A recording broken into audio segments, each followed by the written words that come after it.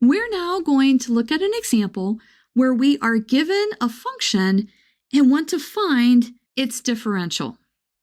We want to find the differential dy and then evaluate it for the given values of x and dx.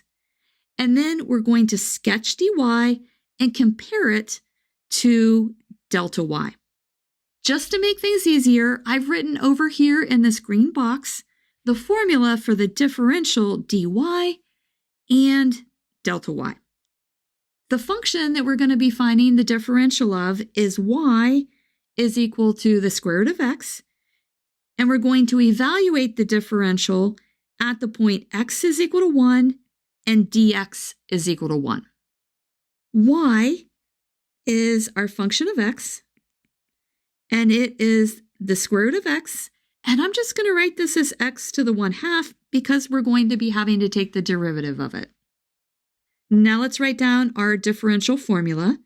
dy is f prime at x dx, and this derivative is 1/2 x to the minus 1/2 times dx.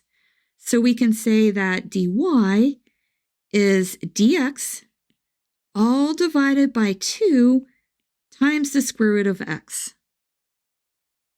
So that is our differential. Now what we're going to do is evaluate this differential when x is 1 and dx is 1. So we're going to say dy when x is equal to 1 and dx is equal to 1 is just going to be 1 over 2 times the square root of 1. So that's just 1/2. And let's go ahead and highlight that answer.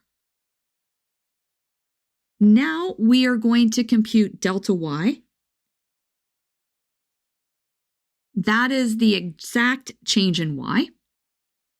And this is f at x plus delta x minus f at x. Delta x is the same thing as dx. So we can say that delta y is f at x plus delta x. So this is just the square root of x plus dx minus f of x, which is the square root of x. Now we're going to find delta y when x is 1 and dx is 1. So this becomes the square root of 1 plus 1 minus the square root of 1.